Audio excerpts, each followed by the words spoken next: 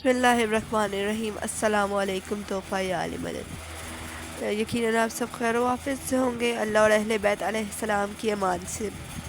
آج بہت بڑا اور دکھ کا دن ہے، the day of sorrow, demolition of جنت البقیع، کیونکہ اس دن رسول خدا صلی اللہ علیہ وآلہ وسلم کی اکلوتی بیٹی جن کا نام فاطمہ الزہرا سلام اللہ علیہا ہے، جو لیڈی آف ہیون ہے، خاتون جنت ہے، جن کا مقام پروفٹ نے اپنی دنیا سے جانے سے پہلے بتایا، اور اس کے اپنی ظاہری زندگی میں بھی کیا رتبہ بتایا، کیا آداب بتائے سیدہ کے لے کے۔ سیدہ آتی تھی تو آپ جہاں بیٹھے ہوتے تھے وہاں سے کھڑے ہو جاتے تھے، اور واحد سیدہ ہے جن کا ہاتھ آپ خود چومتے تھے۔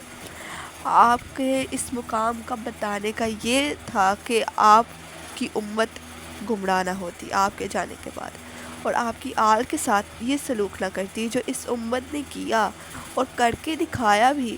جنت البقیع آج وہ جگہ ہے جو سیدہ فاطمہ الزہرا سلام اللہ علیہا کی وجہ سے جانی جاتی ہے۔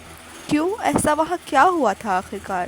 وہاں پہ 21 اپریل 1925 میں وہابی، جو کہ ایک ایسا گروہ تھا جو بغاوت پہ اتر آیا تھا، اور آل سعود نے ان کو پرمیشن دی تھی۔ دا کنگ آف سعود، سعودی عربیہ کے کنگز، اور جنت البقیع مدینہ میں واقع ہے۔ وہ ایک بہت بڑی قبرستان کی جگہ تھی۔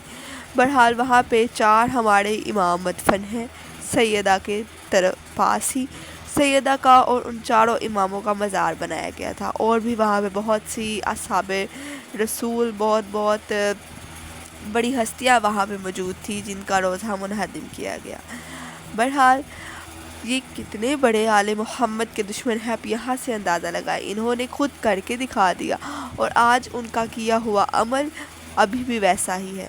یہ سیدہ کا کرم ہے، یعنی سیدہ نے ان کے چہروں کو ہم سب کو دکھانے کے لیے بے نقاب کیا، اور ان کا روزہ آج ان کچی مٹیوں کے طرح ہی ہے، بلکہ ان کا روزہ بنا ہی نہیں۔ جب ہمارے امام زمانہ آئیں گے وہ انشاءاللہ تعالی چن چن کے ایک ایک پائی کا، ایک ایک خون کا حساب ان سب سے لیں گے کہ یہ جو بادشاہ بنے بیٹھے ہیں چپ رہے، اور انہوں نے ہی اجازت دی۔ جنہوں نے اجازت دی سب سے پہلے تو ان کی گردنیں اتریں گی، اور جنہوں نے اپنے ناپالیت ہاتھوں سے سیدہ کے روزہ مقدس کو توڑا، آپ سوچئے ان کا عذاب کیا ہوگا۔ آپ سوچئے کہ ان سب کا حال ہمارے قائم کیا کریں گے۔ پروردگار کے پاس وہ لوگ کب کے پہنچ چکے، پر ان کا اوپر محشر میں کیا حال ہو رہا ہوگا۔ آپ سوچئے کہ آل محمد سے یہ کتنا گئے گزرے تھے۔ آپ سوچئے کن کی نسل ہے جو اتنی عداوت رکھتی ہے۔ آپ سوچئے کہ یہ کیسے لوگ ہوں گے جنہوں نے آل محمد سے دشمنی لی۔ ذرا تاریخ میں چلتے ہیں ہم کہ جب سیدہ اس زندگی میں حیات تھی تو کس نے وہ دل دکھایا تھا، کس نے سیدہ کا سب سے پہلا گھر چلایا تھا، سب سے پہلی حرکت اسلام میں کس نے کی تھی، سب سے پہلا دل سیدہ کا کس نے دکھایا تھا، اور اس کے بعد کن شخصیات کو وہ ہمت فراہم ہوئی اور موقع ملا کہ ہم آل محمد کا دل دکھائیں، ان کو تکلیف پہنچائیں۔ آج بھی وہ قبریں اسی طرح مٹی کی ہیں۔ ایک طرف اگر ہم روضہ رسول پر نگاہ کرتے ہیں تو ہمارے دل سے آنسو نکلتے ہیں، ایک دعا نکلتی ہے کہ ہر کوئی مدینہ میں آ کے رسول خدا کی زیارت کرے۔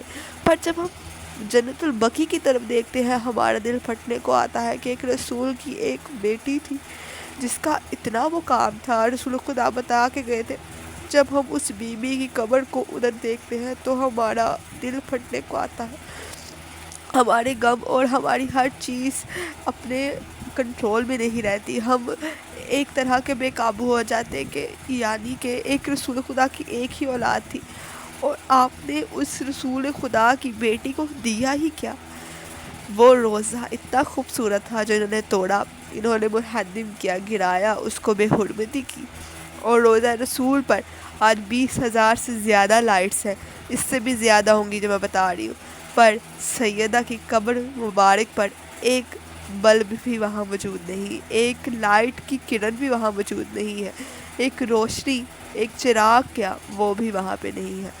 سیدہ کے قبر کے ارد گرد انہوں نے ایسے ایسے فوجی ایسے ایسے بٹھائے ہوئے ہیں جو لوگوں کو بندوقیں دکھاتے ہیں، مارتے ہیں کہ ادھر نہیں آنا یا ادھر کچھ ایسا نہیں کرنا۔